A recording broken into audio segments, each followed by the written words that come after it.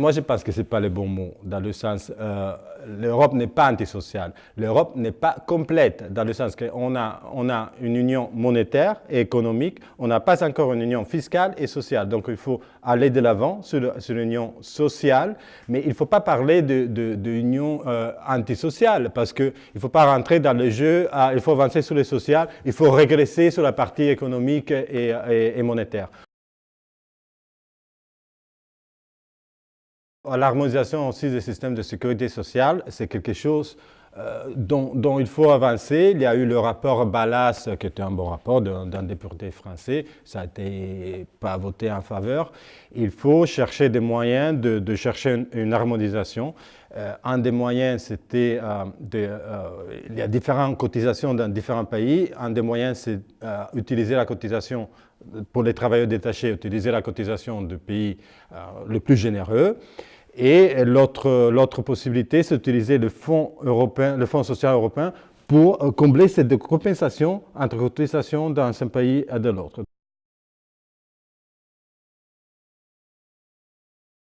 Les normes des règles ont été mises un peu sur le modèle allemand, très rigide, le 3% de déficit et tout ça. On a déjà progressé en termes de flexibilité. Le nouveau pacte, la réforme du pacte de stabilité donne plus de flexibilité. Je pense qu'il faut avancer vers encore une flexibilité supérieure, et notamment une des idées qu'on a, que j'ai personnellement, mais aussi c'est partagé par le parti, c'est dans les calculs du déficit ne pas tenir en compte de l'investissement. Donc seulement les dépenses de consommation et pas les dépenses d'investissement. Ça veut dire qu'après les États ont plus de marge pour aller au-delà de 3% quand ils proposent des mesures d'investissement.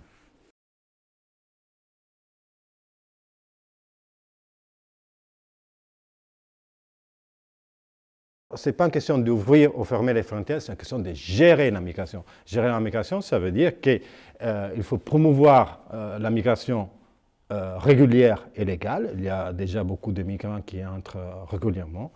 La migration positive pour l'Europe, et il faut accueillir les réfugiés. Par contre, il faut aussi un contrôle normal des frontières. Il faut que les frontières soient sécurisées. Ce n'est pas seulement un problème de migration, c'est un problème de sécurité aussi. Donc il faut combiner les deux choses. Il ne faut pas parler des portes ouvertes pour fermer. La Commission a proposé une bonne réforme du règlement. Le Parlement a voté en faveur. C'est bloqué au niveau des États membres. Alors, pour aller au-delà de ce blocage, il faut, à mon sens, chercher des compromis entre certains États de première arrivée, certains États de mouvements secondaires, comme l'Allemagne ou le nord de l'Europe. Chercher d'abord avec ces pays des mécanismes temporaires, de facto, et après, parce que c'est un moyen d'avancer, sinon on va face contre le mur, parce que Dublin s'est bloqué. On a des mécanismes temporaires d'abord, et après, petit à petit, on formalise, et on a certains pays qui ils ont accepté une restitution de facto, et les pays qui veulent rester dehors, on peut utiliser des sanctions, ou dire, bon, vous voulez rester dehors, alors peut-être vous aurez moins de fonds structurels. Et là, une fonction de contrôle des frontières. Alors, cette fonction de contrôle des frontières doit venir en soutien des États membres. Il ne faut pas remplacer les États membres, il faut les soutenir, et les États membres restent responsables, premiers responsables sur le contrôle des frontières. Mais l'agence Frontex peut aider à harmoniser les contrôles. Et deux autres rôles que l'agence a et peut avoir, c'est la collecte des données sur les flux migratoires et la lutte au trafic d'êtres humains.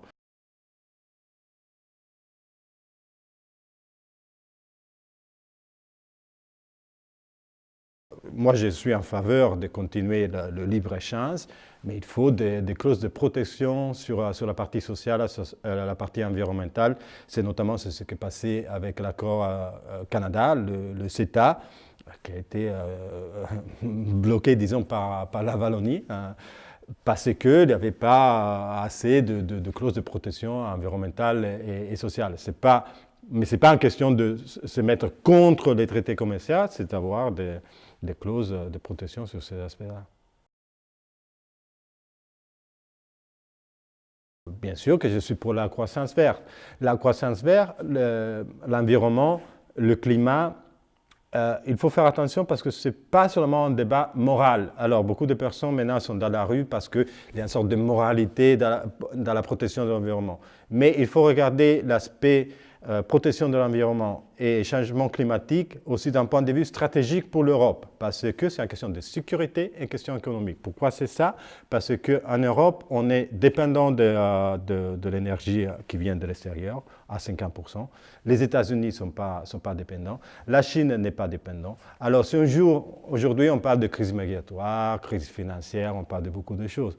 Un jour, on peut avoir une crise énergétique. Alors, l'Europe doit être équipée pour être indépendant d'un point de vue énergétique. Alors, c'est la raison qu'il faut investir de plus en plus dans les énergies renouvelables.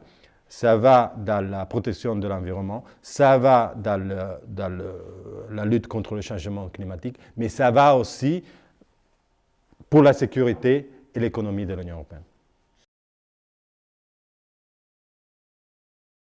Ce n'est pas une question de prohibition, mais c'est une question d'investir dans la mobilité en train, dans l'haute vélocité, investir de plus en plus. On peut utiliser des fonds européens, il y a notamment les réseaux transeuropéens.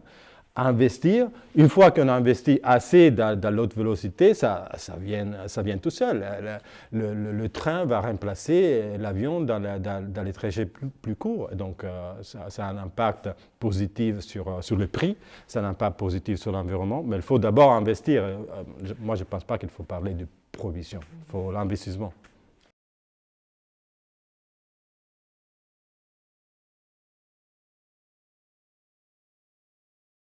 Bien sûr que c'est un vecteur d'intégration. Et aussi, la culture ne doit pas être vue comme un luxe, mais comme un droit. On doit avoir plus d'accès aux musées, à stimuler tout ça.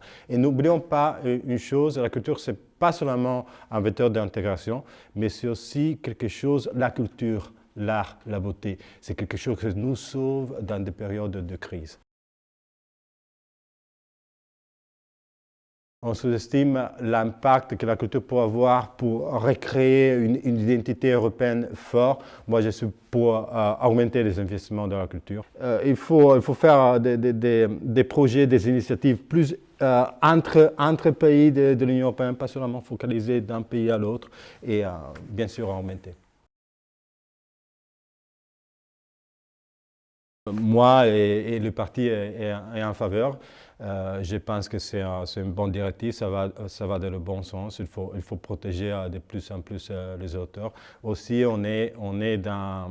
Et les artistes, il faut protéger la créativité européenne. On est un pays, on est un continent de culture et de créativité, donc il faut protéger ça. Et la raison de la directive, c'est aussi le fait qu'on a maintenant un gros marché numérique. Et quand on rentre dans Internet, on trouve quelque chose. On va pas à la recherche de l'origine de l'auteur, du texte qu'on trouve, et il faut protéger ça.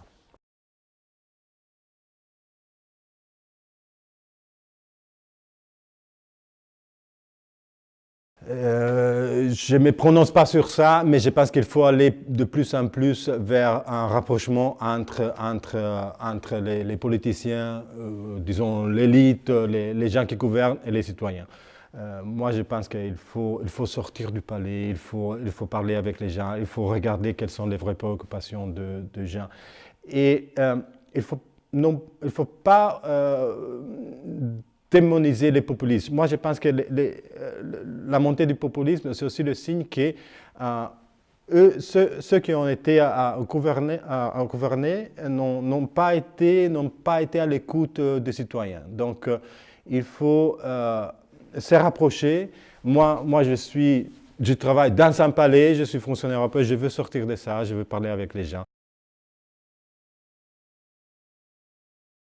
Environ 80% des domaines sont traités à la majorité qualifiée. C'est déjà beaucoup. Mais il faut aller plus, et notamment, moi je pense à la politique étrangère et à la politique sociale. il ne faut pas rêver d'avoir l'unanimité tout de suite sur tous les domaines. Il faut avancer. Moi, je vous donne 2 exemples sur la politique étrangère. Ça a été déjà proposé.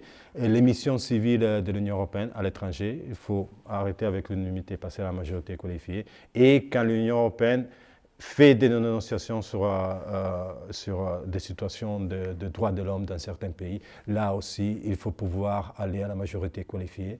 Et si on arrive à la possibilité d'intervention, le positionnement de l'Union européenne dans la situation de crise, on a en ce moment une situation où on est absent en Syrie et on est divisé en ce qui se passe en Libye. Donc il faut que l'Union européenne peut se prononcer. On ne peut pas se permettre d'être absent en Syrie et divisé en Libye. On est en faveur avec modération dans le sens que oui, c'est une bonne idée, oui, il faut rapprocher les citoyens des politiciens, il faut voir ce que les citoyens veulent, quelles sont les préoccupations des citoyens. Moi, je regarde toujours l'Eurobaromètre pour voir quelles sont les préoccupations des citoyens, c'est la sécurité sociale, c'est l'environnement, c'est la migration, c'est la sécurité. Mais il faut le faire avec attention. Il faut le cadrer parce qu'en ce moment, avec Internet, la diffusion de fake news, fausses informations, donc il faut, oui, aller dans ce sens-là, mais il faut bien le cadrer pour éviter que ça ne devienne pas un boomerang.